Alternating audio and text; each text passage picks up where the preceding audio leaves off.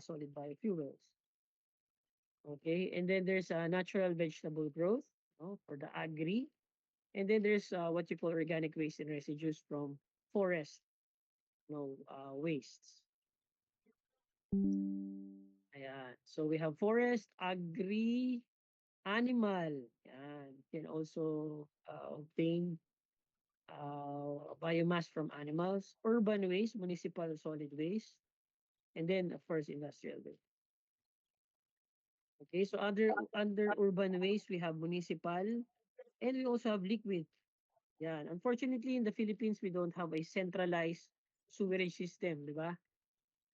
Our urban planning, the design of our communities is just to have a canal. Unfortunately, that canal is connected to estero. That estero is connected to river. That river is connected to lakes and bays and the sea. No, so that means our wastewater treatment facility is nature, and if we highly urbanize or we have an uncontrolled urbanization in Metro Manila, or we have poor urban planning, obviously we are killing.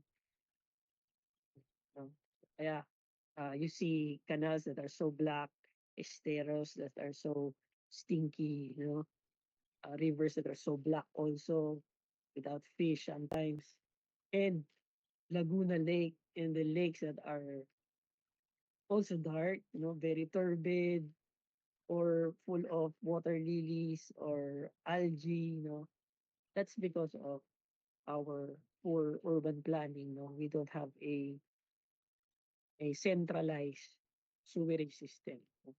But of course, in subdivisions na, yung mga newly built, design and built communities, I think they already have their sewage treatment plant, or facility, within the subdivision. Pero kasi in most of the communities in Metro Manila, uh, we don't have that. No. So our natural wastewater, domestic wastewater treatment is nature. So we're killing nature actually. So we're guilty of that. On top of that, syempre, aside from kitchen waste, or food waste, we also have laundry. Yeah. So where do we dispose that? Go straight to canals, right? So that's a problem. But actually, if we have a centralized system, you can use this uh, highly organic liquid waste or wastewater for energy production. Pwede pwede actually. So I'll be discussing some of that here.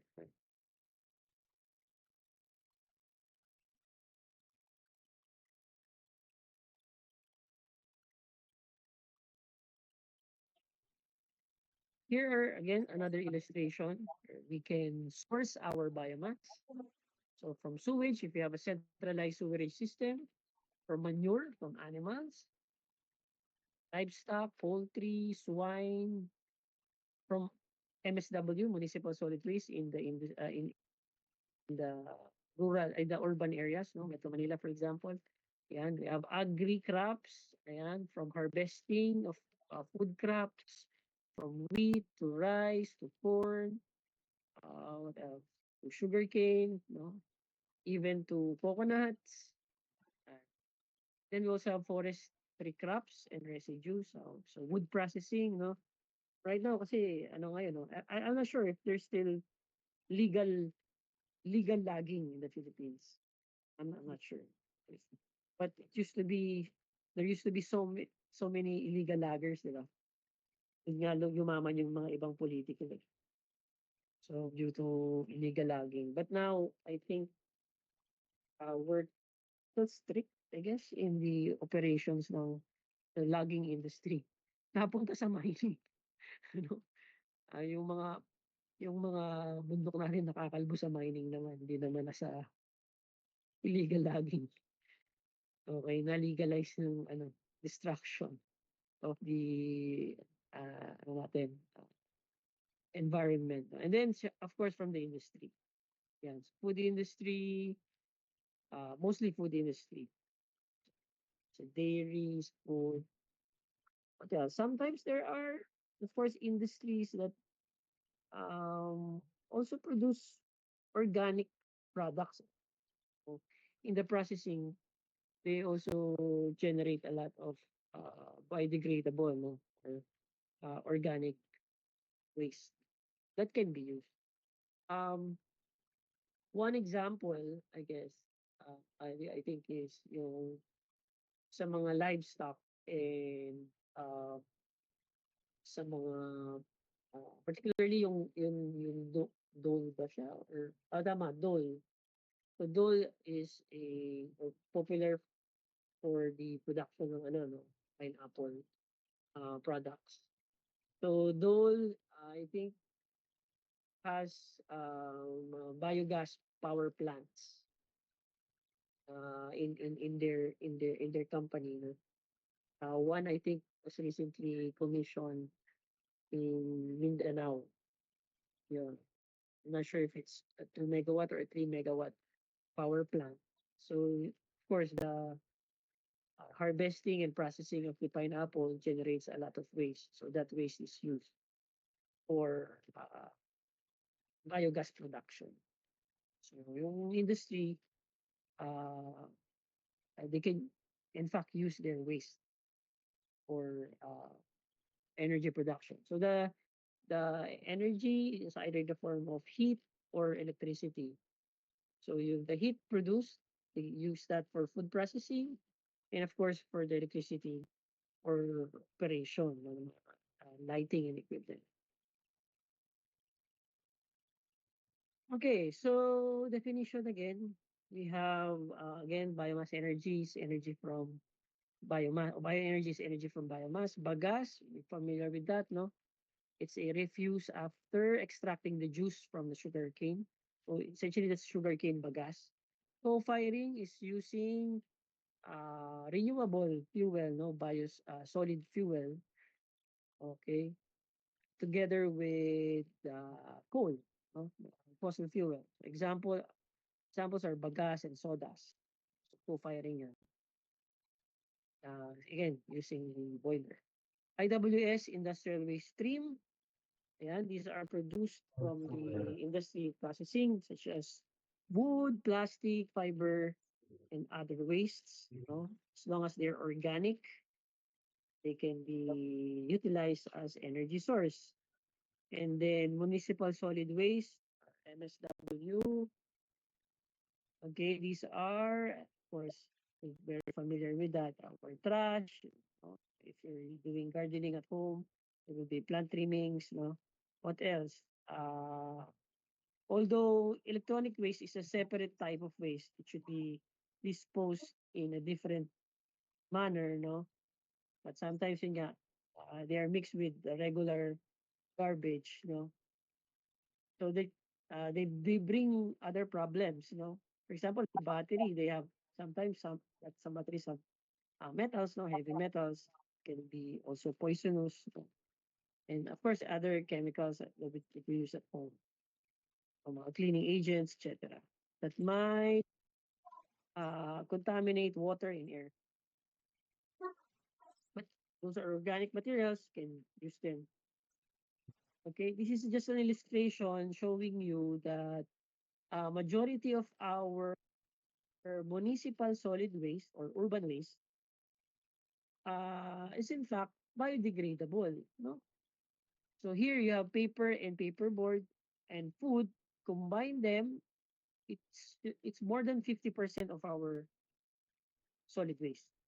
So imagine if we have the discipline to segregate our waste. Unfortunately, the collection is also bad. No, even if you segregate at home, when they start collecting your waste, it's still they still get mixed up, right? If you notice that, no. But in fact, a lot of our waste are actually reusable or recyclable, or you can reusable. You can use that for other purposes. So that means paper and food can be separated, no, and be processed to either produce energy or compost, etc. Glass obviously is recyclable. Metals, no, or also are recyclable. Several plastics are recyclable. Wood is biodegradable, and then others. Yeah. So if we really have that discipline to separate, and then of course the collection is very efficient, no, able of our solid waste management is really doing a proper way of collecting segregated waste, then we might not have a problem actually. So if you know, LGUs spent millions of pesos just to collect and dispose solid waste. Grabe yung nasasayang na pera. And eventually the landfills will be used up. So that would be another problem. Okay. Ayan. So here, this is an old data, 2006 data. This is in Cebu. Ayan. So again, you can see here for their waste characterization, so waste analysis and characterization study, I think that's WACS. They found out that again, more than 50% of the municipal solid waste in Cebu is biodegradable, no? Carbon based. Imagine, you can really reduce the volume of waste if there's a proper segregation and collection. So not just segregation, but also collection. Even if you're diligent in separating your waste, kapag sablay yung collection, it's gonna be a problem also. Okay? Yan. So imagine, this is actually a very big potential, energy potential. So for those group who are selecting urban areas, obviously meron talagang pera, no, sa basura, or there's energy in waste as well, no. So this is again an old statistics, 2008 statistics. Based from this study, a person in Metro Manila generates half kilo of waste a day. So that's very conservative because this is way back 2008. Now imagine, no, how many people are there in Metro Manila? So in the average 50 kilos, 50, half a kilo, no? Assuming 12 billion ang population, but I think now it's about 14, 16 million in Metro Manila. So imagine how much waste should be collected, no, every day by the LGU. So 12 billion, half of that, that's around 6,000 tons. Wow, 6,000 tons of solid waste generated every day and has to be collected as well, and bring had to be brought to a sanitary landfill. So imagine that's 2.19 million tons of waste a year. So very, very huge. Imagine if we have the technology to utilize this, malaking tulong yan, no, sa production. Okay. Yeah. Fortunately, we only rely on garbage collection. Even composting, we're very poor. Of course, in our law, we don't incinerate, di ba? Sa batas yan, bawal ang magsunog. So, incineration. But now, DOE, Department of Energy, is trying to subtly introducing way on how to burn waste, no? So, yung incineration is not allowed, but pyrolysis is allowed. That's why you will see several studies doing pyrolysis. In fact, I have uh, a few MS students doing pyrolysis, no. So meron akong may ano kami pyrolyzer kami sa TUP. So right now we're doing the fixed bed pyrolysis and also microwave assisted pyrolysis sa mga master students na in-advise. Of course, we also do that in the undergrad. Okay, so far, yun nga, it's pyrolysis is energy extensive, consumes a lot of energy too. Then you get a little product. So again, if you really want to promote incineration and pyrolysis, there has to be a policy supporting that. Similar to yung Biofuels Act, di ba? So na-incentivize yung mga companies producing renewable fuels.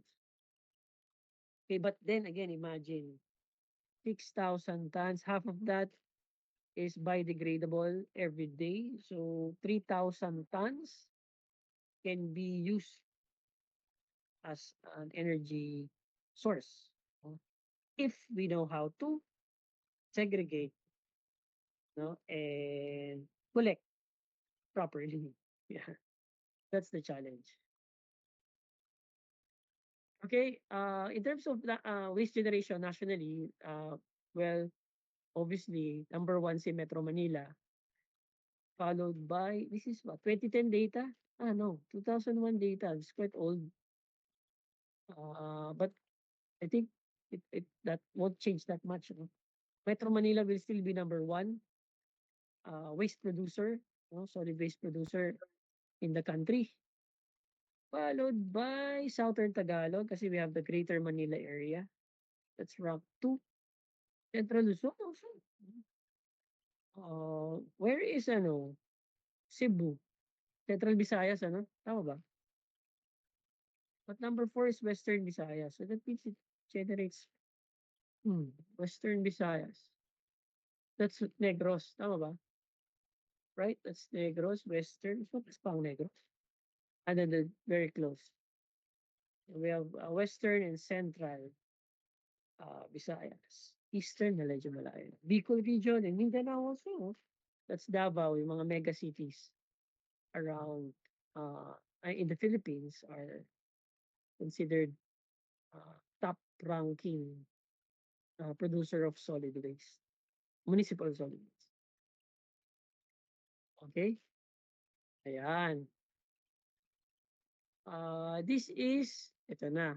So, since we are already familiar with different forms of biomass, different types of waste, no, and since we understand that they are carbon-based, no, can use them as an energy source either through combustion or through fermentation, no, o yung decomposition.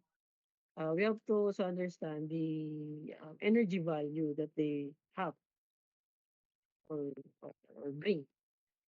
Okay. In this table, ano siya this is heat content of some components or materials found in municipal solid waste. So, for example, plastic. Ayan. So, polyethylene, terephthalate, yung mga PET bottles, these are yung PET bottles, mga containers, soft drinks, no?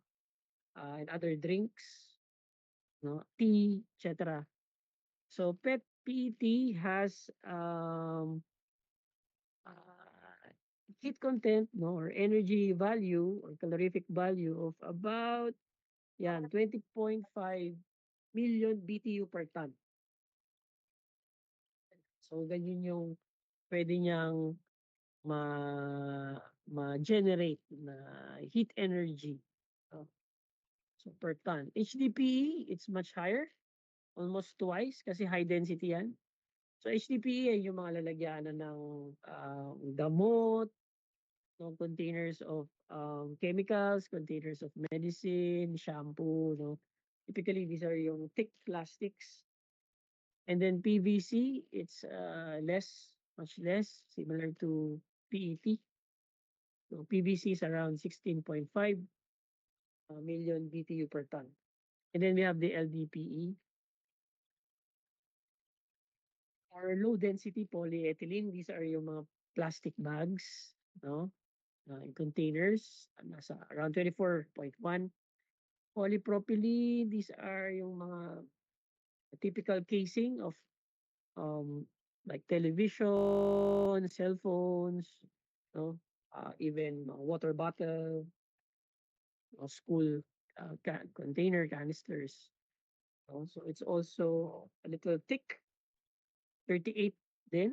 They're quite high, million BTU per ton.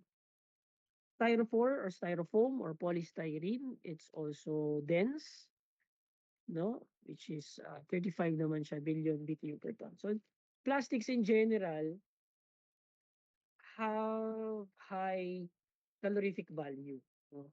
High heat content. So you can use them as feedstock material for combustion, no?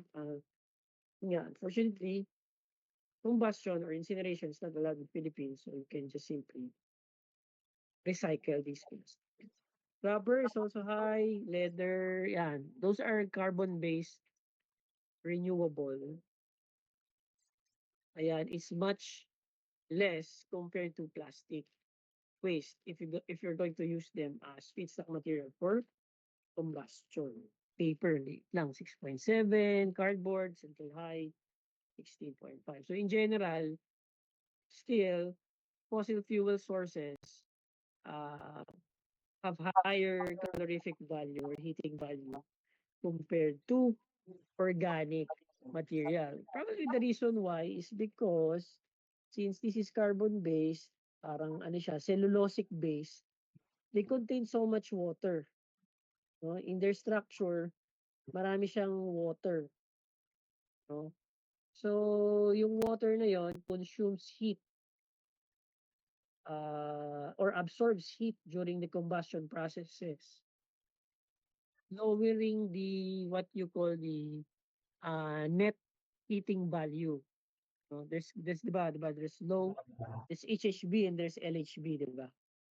So if it's sourced from a renewable or biodegradable material, their net heating value is much lower. Okay, so you should be familiar with this kasi nga statistical yung estimation ninyo. You can find so many literature that you can use, no, for your reference in the estimation of your biomass energy. Okay, another example. Ayan, paper again. Ito, million BTU per ton. Na-discuss na natin to. So what else? Heat contributed, heat content. It's already been explained a while ago. So plastics are much higher in energy content or heat content compared to carbon-based biomass, no, or renewable materials. Again, this is from a municipal solid waste data. So, how do we use? In other countries, they have incinerators, no? Incineration plant or incinerator power plant. Ayan. So, this is a diagram of a typical incinerator. So, in other countries, they collect their solid waste. Ayan, they have that waste bunker here on the right side. Ayan, so they have a waste bunker and then that waste silo or depot is used, no, or is your warehouse for your supply of uh, feedstock material, no, or fuel feedstock. So they are being fed to your boiler, no, using a crane. And dyan, as illustration. So in the boiler, the waste is burned. Of course, that heat is used in the steam turbines, the boiler, where it is converted to electrical energy. No? So, ayan, papunta sa electric power plant. So that steam is used to drive the steam turbine generators to produce power. Of course, during the combustion process, you will be producing so much combustion gases, which are toxic, very toxic. So they have to undergo scrubbing or filtering. So scrubbing and filtration, no, of the toxic materials in the exhaust or combustion gases before you release the gases to the stock. So meron tayong stock. Okay? This is similar to, actually if you notice yung Sino ewan ko naabutan niyo pa yung operation ng Sukat Power Plant. Have you seen the Sukat Power Plant? Did you see the stock of Sukat Power Plant? Who has seen the power plant in Sukat? But now it's of course not non-operational na. S- Sir, yung When smoke I was stack lang po. uh, ano no? Yung stack lang po, yung chimney lang ang nakita. Yung Correct, loob correct, hindi. di ba? It's very visible eh. Before, it's very visible. When I was a kid, I really can see it from here in Taguig, the tall stack of sukat. I think naabutan ko pa na it was operational. When I was a kid, could still see smoke coming out of the stack of the sukat power plant. But of course, now it's not allowed anymore because of the pollution. So sukat power plant, I think, operates using coal. Tama ba? So coal, so similar dito sa incineration kasi they're using solid biomass or feedstock to power the incineration plant. Okay, so uh, that's how it that's how they process the solid waste. Unfortunately, again, yeah, incineration is not allowed by law in the Philippines. But again, DOE is saying we already have enough resources. One reason why incineration is not allowed before, it's because of the resources, the technology back then. No, we don't have the capability, no, and the resources to put up incineration plants. But now, di ba, the technology has become more efficient and cheaper. So I think they're trying to revise the law where we could put up incineration power plants or at least processes, combustion processes to utilize waste. Kaya na coin yung WTE, no? Yung waste to energy technologies. That's because we want to utilize waste to produce energy. Okay? So the drawback of incinerators is you discourage recycling. Siyempre, you can already burn it. No? Why would you bother or extend or do so much effort segregating, right, your waste where you can in fact just simply throw and have them burned inside the incinerating plants. No? So yun yung drawback. It make people more lazy. Okay, and then another problem is the ash. Yan. So the collection and the transport of the ash. Take note that the ash generated here are also is also toxic. No, they may contain heavy metals. Uh, yan, heavy metals, particularly heavy metals kasi yun lang naman yung nagsusurvive in the combustion, which needs to be disposed properly. So you cannot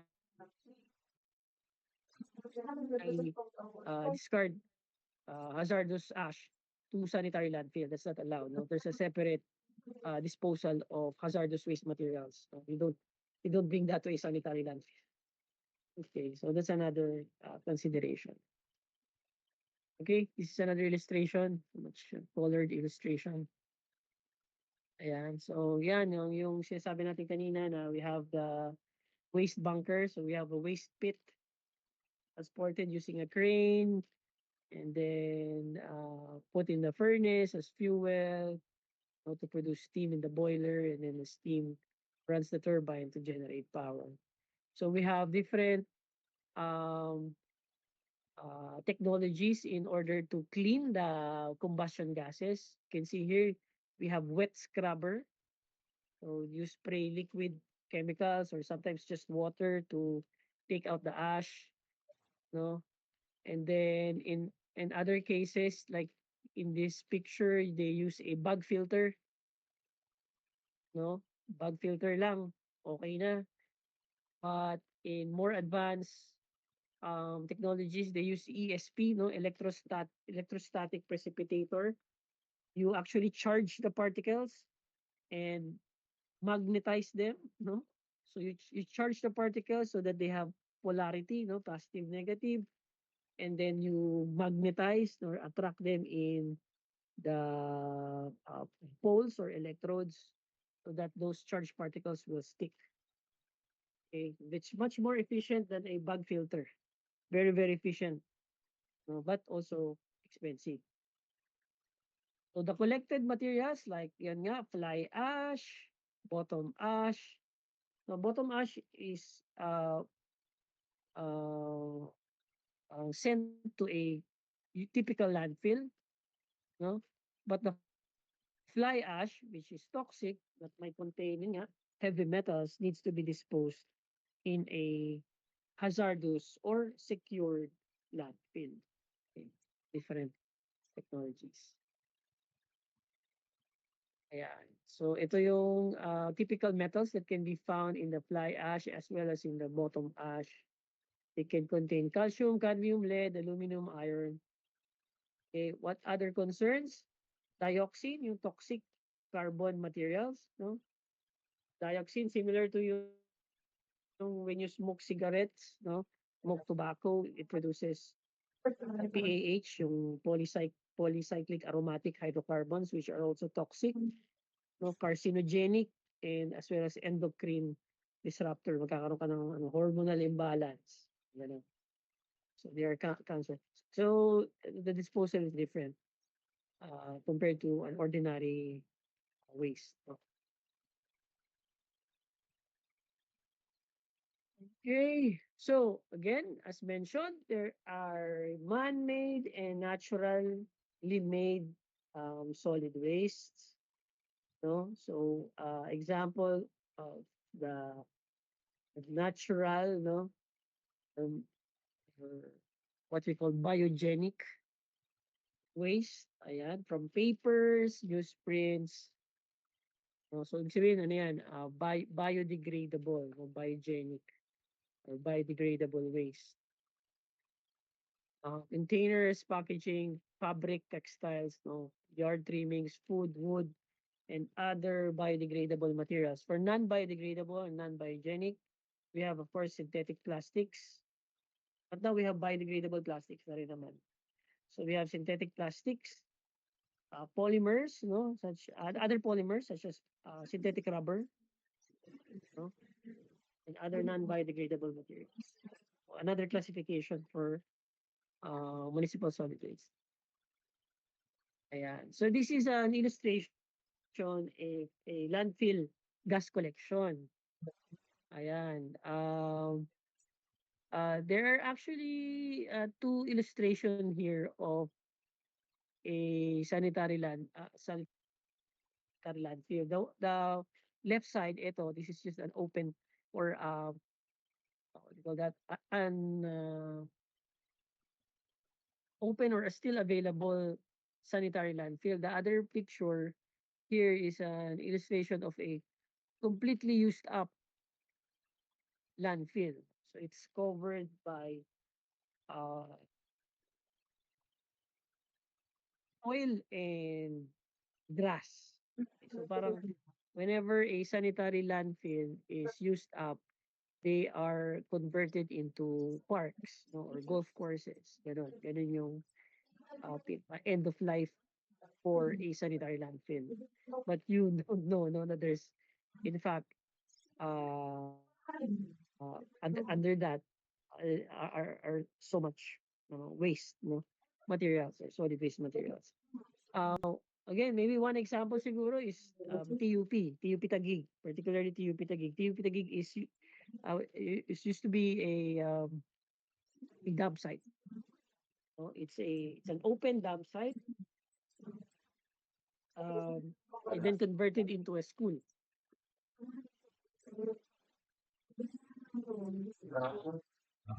Um, when TUP or MTI, Manila Technician Institute, was established, some of the buildings didn't last very long, no? Kasi the ground is unstable.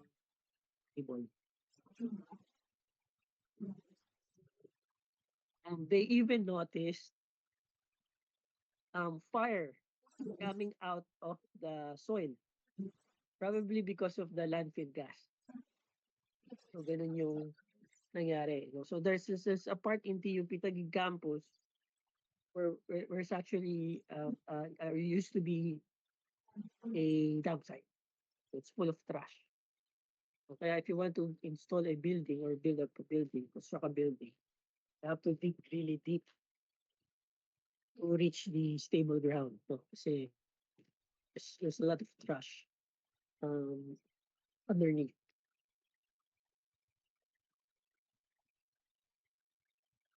Okay, so for sanitary landfill, this is how they construct. No, there's what you call a leachate collection system, yung nagko-collect ng katas ng basura. So there's a leachate collection system, and then there's also a landfill gas collection system. So there's a there are tubes connected inside where the gases are collected and well uh, transported or pumped to a gas turbine.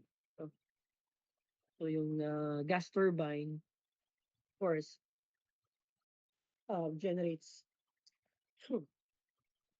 heat to uh, yeah to run steam turbines or directly no gas electric generator.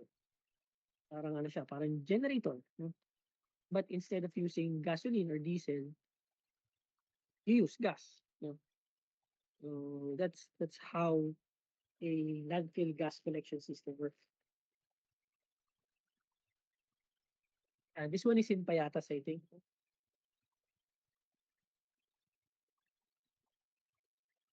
Dun sa mga nakapunta na ng Payatas, maybe you can find one of these. No? It shouldn't be actually called biogas emission, but but rather a landfill gas. No? Although na-interchange nila yon, biogas, landfill gas.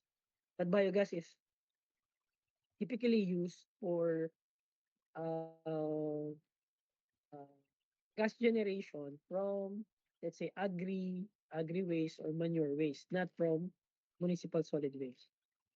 But of course, the gas produced for both biogas and landfill gas obviously contain methane. So methane naman yung combustible component from these. Yeah, let's compare. So there are three. We have landfill gas from municipal solid waste. We have biogas from anaerobic digesters, which uses different um, biomass feedstocks, no? So manure, for example, other process waste materials, no? Can even use like bagas in Nasa dole, klase di po, eh, ba? pero okey Yung lang sige po. pineapple waste, etc. Okay, and then we have the fossil-based fuel na natural gas,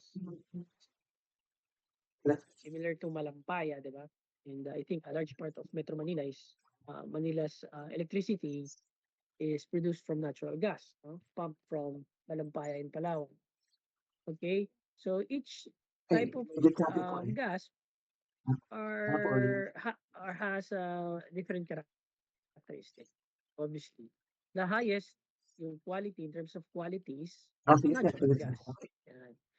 You can see here yung methane content of natural gas is Sige around sir, yan. 90 to 90. Yung sometimes almost perfect, 98, 99%, no? So natural gas at least has Sige po sir. 90% methane. Sige sir, walang Biogas from problema. digesters, Sige po. yan, it's only Tapos yung around sa compound po natin, 60 to magtitira 70%. lang din ako. Depends on the performance. Tulungan niyo ako And then for landfill gas, that's only around sabi mo po, oo. 40 to 50% landfill gas. Okay? So, how can this be useful for your estimation? Okay, so you have to take into account no the quality of the biogas. So if it's Sige po only sir, sa environment tsaka 40, sa mga 60, industry. 70%, Sige sir, 90%, it depends para on ano natin. your literature source, no? Hmm, But of course, you have sige to po. um, parang assume Sige sir. realistic values. You Paki-ano have na rin sa to refer to PM a po. certain Para may malaman. literature, no? So you could accurately estimate. Now, since it's only Dito around dito or dito less sa than sa less than um 90% yung biogas from digesters, therefore the energy value will also be much lower compared to a natural gas. Yeah, so you have to be aware also of the heating or calorific value. Ayan. Ano naman yan eh, no? It's actually proportional to the methane content. Ayan. So in between is the biogas from digesters.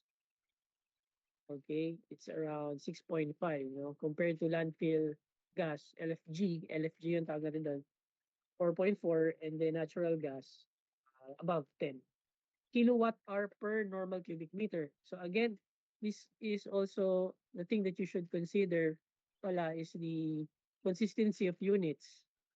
So what units or what unit will you be using in your estimation? Kasi meron ding iba pang mga units for energy like yan, megajoules per kilogram. No?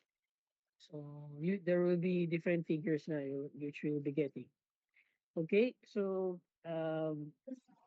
yun, it depends on your literature source, no? But make sure that you don't forget to provide details before you assume, no, certain values in your energy estimation.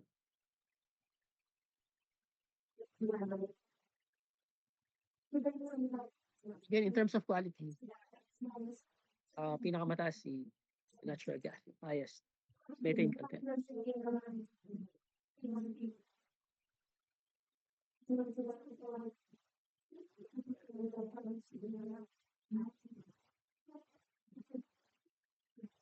Okay?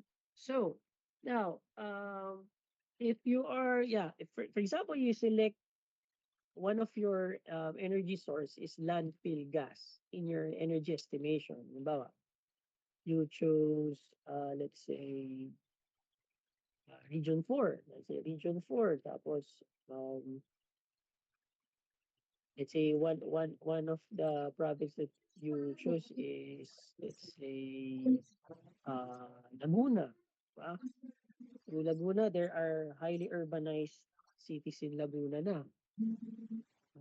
Or maybe in Rizal, no? Meron siyang landfill. So you want to include landfill gas as your energy source. So you have to find literature where you can provide assumptions, no? Particularly in the production rate. Yan. So dapat meron kang assumption pagdating sa landfill gas energy estimation. Okay, I think may example ako dito. Ayan.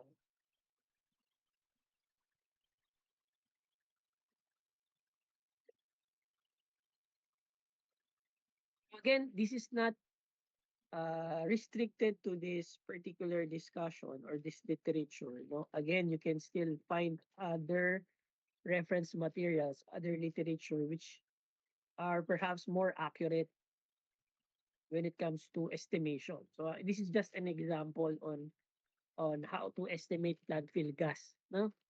So don't need to follow this. You can use other resource materials if you choose to estimate landfill gas as biomass source, no? Energy source. Okay? So again, ang assumption dito, it's around 50% methane and 50% CO2 with less than 1% non-methane organic compounds. Ayan, in this literature, it says that for every 1 million ton of municipal solid waste, you can generate about 432,000 cubic feet of landfill gas per day. So that means you have to also estimate the size of your landfill gas and also the amount of solid waste that goes into the landfill gas, no, and the percentage of biodegradable materials that come with that uh, waste, no, para you can accurately estimate the amount of energy that that landfill site can produce. Okay, so since it's 432,000 cubic feet, you have to find literature on the heating value of uh, landfill gas per cubic foot. No? So energy value per cubic foot volume of landfill gas. Again, find a literature, no, as your reference. So you could estimate na it's around this much amount of energy that you can generate every day, every year. It's up to you. Paano mo yung ano nyo, time frame or scale niyo. No? But here in this example, it says that you can produce around 0.78 megawatts of electricity per day. So I'm not sure if it's already accounting the technology or this is just the theoretical. Kasi, di ba, there's, later on, I will be discussing that. There's a what you call theoretical energy estimation and then there's what you call technical energy estimation. So, pag theoretical, it's just the general or a gross, no, energy estimation without considering the technical challenges, no. For the technical energy estimation, you account for the, let's say, harvesting, no, the land utilization, the efficiency of the technology, equipment, conversion, no, etc. So that's what you call technical. No? So again, it's for you to accurately estimate the potential, you have to consider the technical requirements. Okay, so itong 0.78 megawatts of electricity, I'm not sure. Maybe this is already the technical energy potential. Assuming the technical challenges, no. Well, aside from the heating value, it also considers the efficiency of the conversion technologies. Okay? Pero kung ito ay theoretical, if you have 432,000 cubic feet per day and you can generate 0.78 megawatts. So that means ano siya, megawatts, that's mega joules per second, right? So in a day, how many seconds are there in a day? Hello po? Sino yan? Sino sila? Tapos, assuming this is a theoretical uh, energy estimation, ano yung calorific value nito? Hello? What Sino, will be sino ba the sila? calorific value or heating value Ay, of this sa landfill ulang, gas, sa ulang ka po po ba yan? Di ba? no, per cubic Sige, katok na foot? lang po kayo sa bahay kasi nasa Manila Calorific po. value in terms of megajoules or joules per cubic foot. Can you compute? Ibigay ko po yung number ng ating ko. Yeah. Sige, dito sa number na tama. How many Sige, seconds are there in a day? You can convert this megawatt into megajoule, right? And just simply divide that result by 432,000 cubic feet para makuha natin yung heating value or calorific value uh, of landfill gas.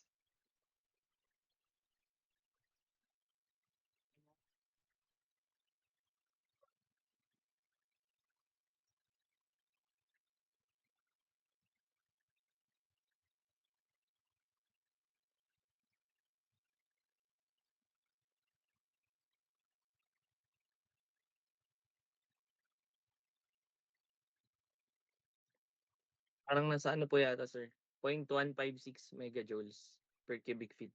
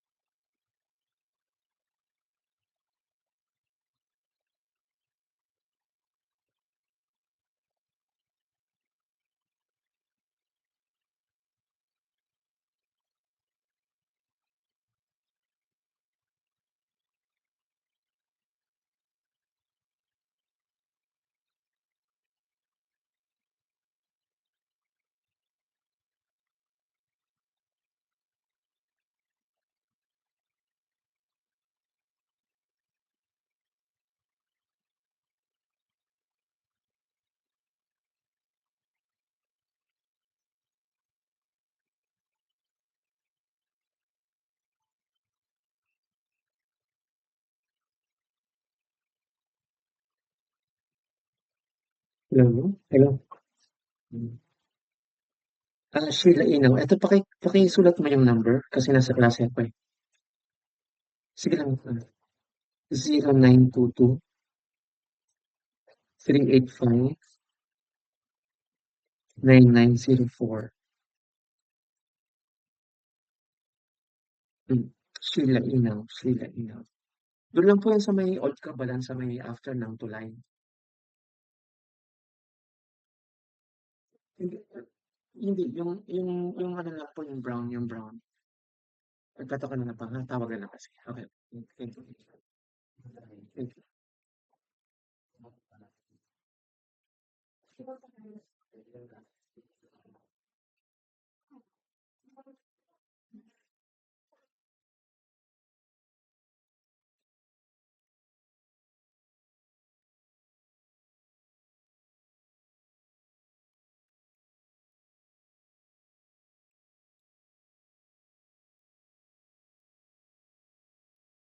Sorry, salita ako ng salita.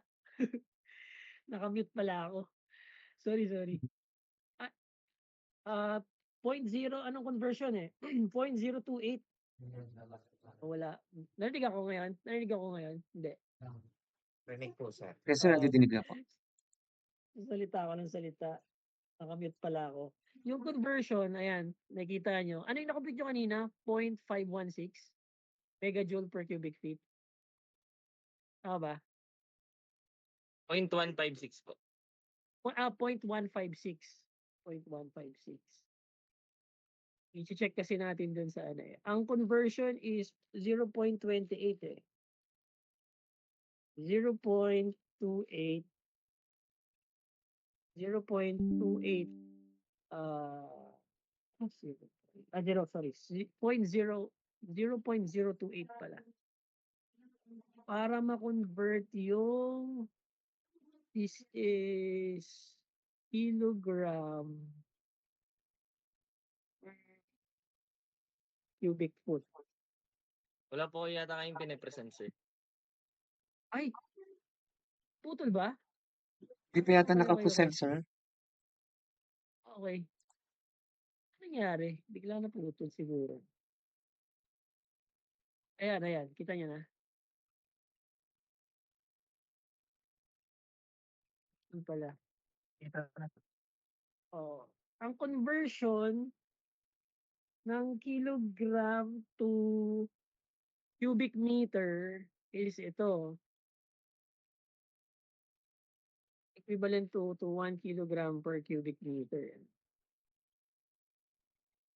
So, para ma-convert mo tong 0.156 to megajoules per kilogram,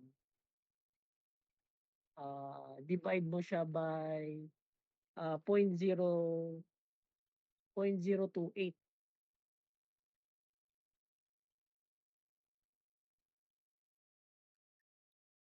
So, teka lang. Ano ba yung density niya? Sorry, sorry. May density pa pala siya. Ano yung density niya? Landfill gas is 1.3, di ba? Landfill gas is 1.3. 1.3 kilogram per cubic meter yan eh.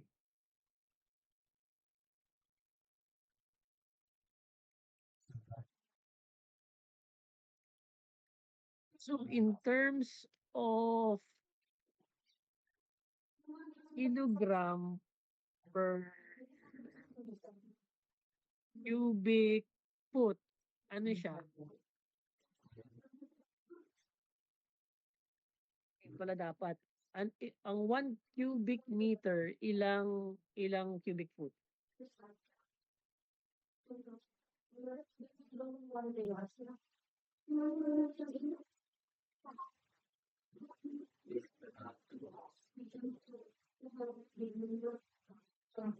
Thirty-five.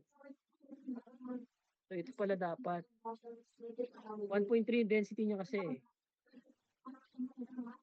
Density ng landfill gas yan eh. So kung 1.3 kilogram per cubic meter, convert mo siya sa 1.3 convert mo siya sa kilogram per cubic cubic foot. Gagamit ka ng conversion factor. Conversion factor is for every 1 cubic meter, merong 35.315 cubic feet. Anong result niya? Kasi na natin to kasi hindi pala to kailangan. Kailangan mo lang yung density niya convert sa.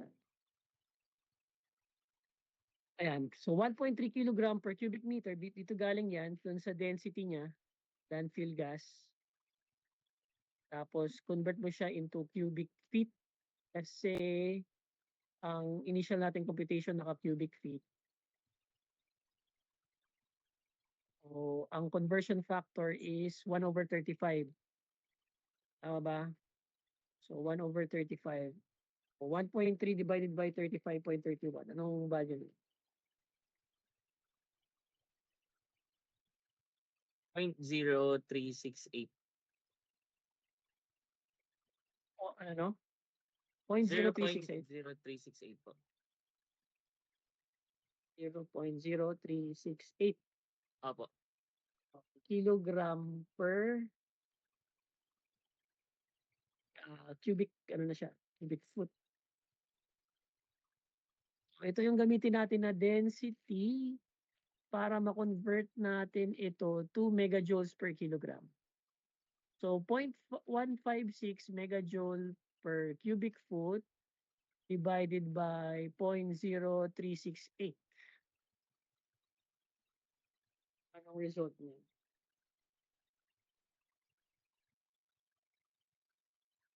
Send mo.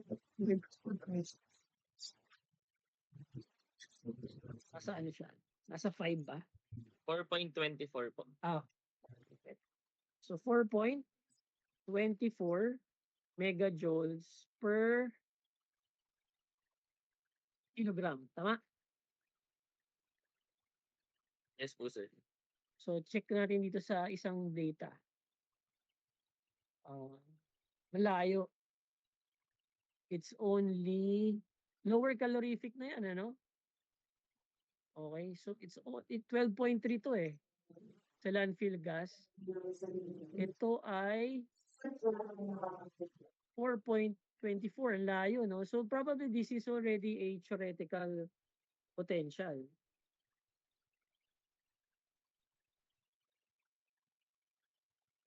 Not the, technical potential. Accounting the, efficiency siguro ng generator, ng gas turbine generator. No? I mean, last week, nag-discuss tayo about efficiency ng mga conversion technologies, right?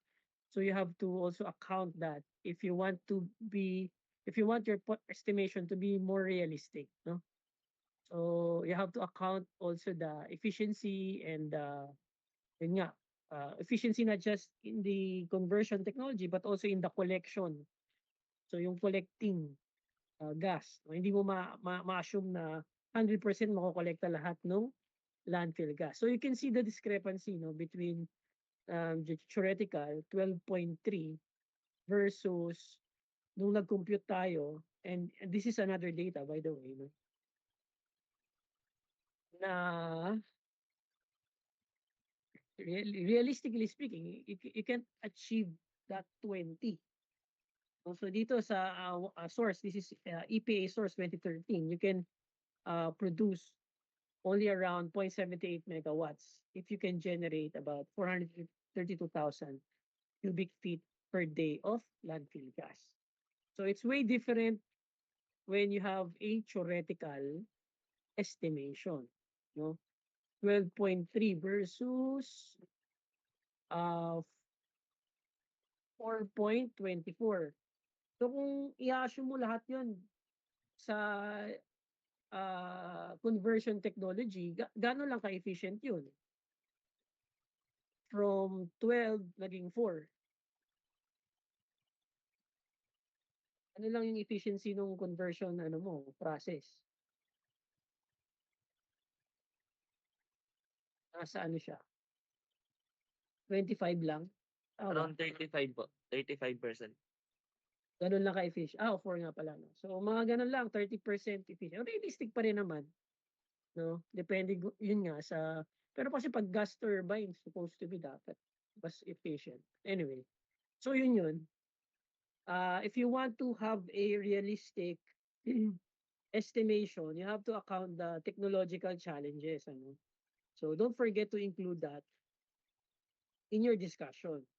So you have to show the computation, you also have to show your assumption, but backed up by reference materials and backed up by literature materials. Okay? So yun yung isa sa mga examples natin. I would also, of course, expect when you do the estimation. Okay?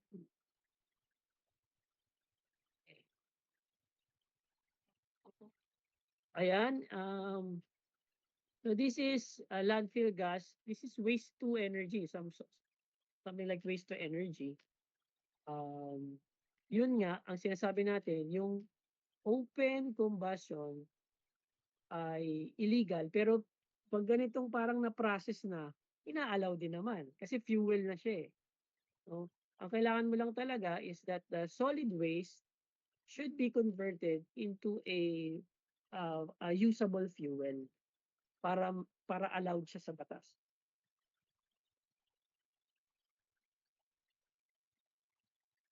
Okay, but not yung direct incineration. Yun nga. That is not allowed. Another way is through pyrolysis. So pyrolysis is the absence of oxygen. No, you heat the material Right. Sir, in the Sir Ferrer, absence of may tanong po oxygen. ako. Excuse po. Sige. Sa previous slide, sir, yung carbon dioxide po ba sa sa mga landfill na harness po rin ba yan natin? Hindi, madumi to eh. Na harvest So, din po yan po ba yan? Ah, hindi kasama na 'yan sa mako-collect, pero it's released after the combustion. So yung gas turbine mo sa landfill gas, kaya niyang mag-power or kaya niyang umandar with a feedstock na only 50% methane. Kasi CO2 is not combustible naman, di ba? Right? It's Opo. actually a product of combustion. But the design of your gas turbine in the electric generators should be able to run at 50% methane. So around that range. So yung design mismo ng engine mo kayang tumakbo. Kasi may kahalo na siyang CO2. Hmm. So it is collected together with the methane. Ganun yung quality nung feedstock or fuel feedstock nung gas turbine Mm. or So, nung gas engine. so yung setup po ng landfill gas, so we are collecting methane, right? O yung sinasabi niyo po, Yes. pinapatakbo yung turbine. Landfill gas. Landfill gas. It's not purely methane. Okay. Kung makikita mo dyan, pag kinolekta yan, magkahalo na yan. Methane tsaka CO2. So Okay dapat po. yung pagkaka-design mo ng engine, kayang tumakbo ng 50%. ganito 50% na quality ng feedstock fuel. Unless meron kang filtering process para ma-concentrate mo yung methane. Kaya lang additional cost yun eh.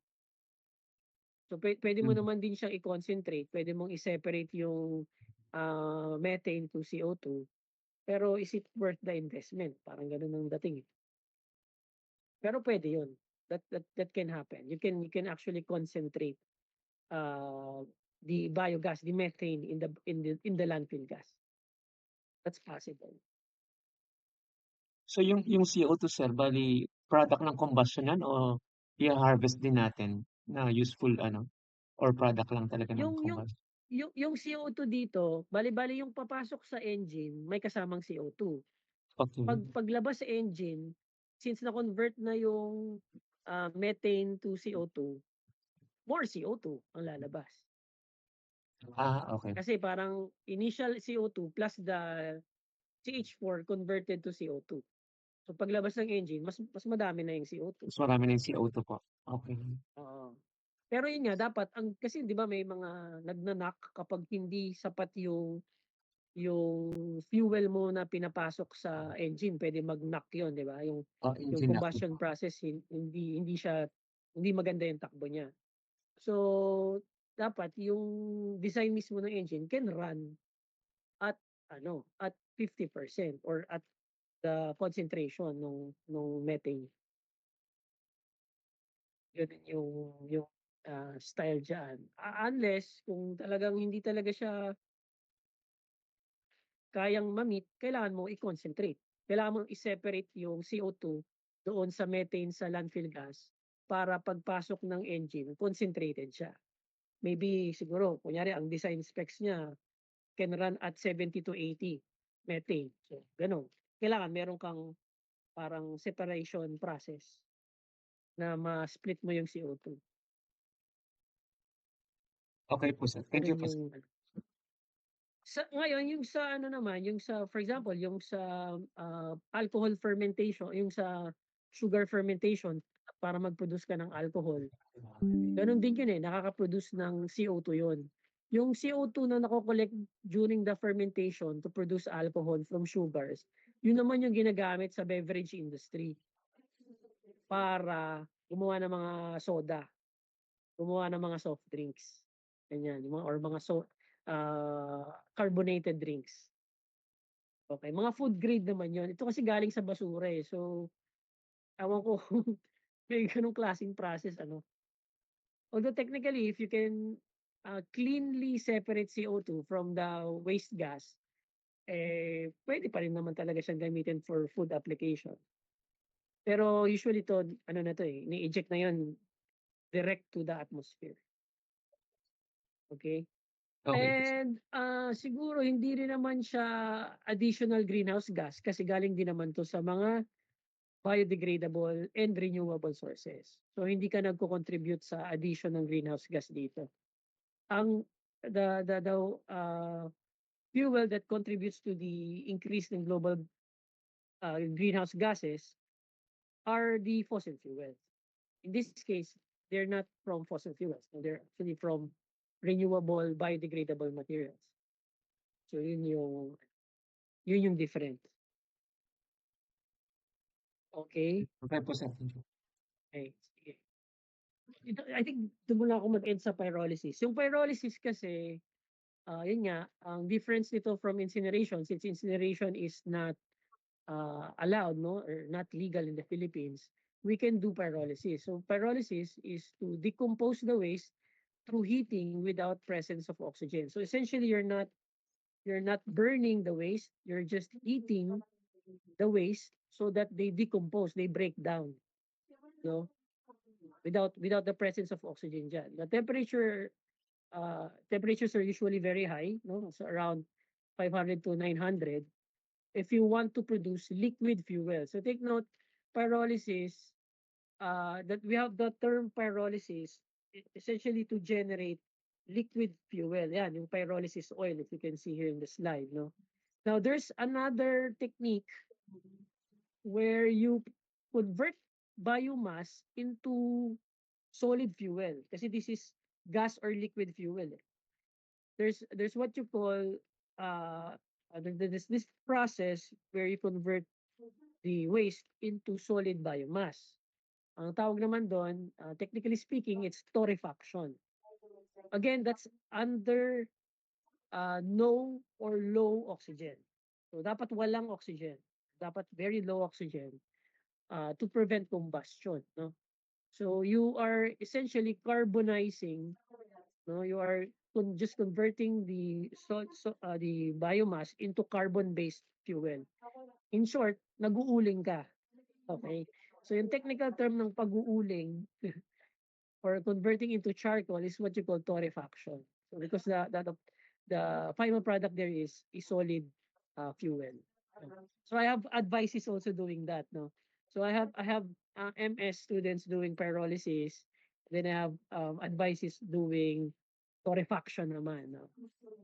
Solid biofuel that you can directly use to boilers, di ba? For solid biomass or solid fuel boilers, you can use yung biomass solid fuels, no, through torrefaction process. But in this example, in this discussion, this slide, pyrolysis, the end product is oil, no? Parang crude oil. So you cannot use it directly as fuel to engine or diesel gasoline or diesel engines. You have to refine the oil, similar to petroleum. Di ba? Petroleum, there's a refining process for crude oil or petroleum. There's also a refining process for pyrolysis oil. So you separate the fraction for, let's say, gasoline type, a fraction for diesel type, fraction for kerosene, jet fuel, no, and other types of products through refining, no, or through distillation process. But pyrolysis itself, no, the goal for this process is just to produce oil, crude oil, no, crude pyrolysis oil.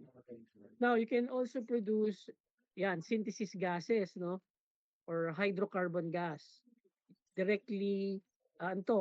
It's the counterpart of LPG, no, liquefied petroleum gas. So you are producing synthesis gases or hydrocarbon gases through pyrolysis, which you can directly use for heating, yan, or maybe for electricity production as well. And then there's residue, yun nga, charcoal or ashes.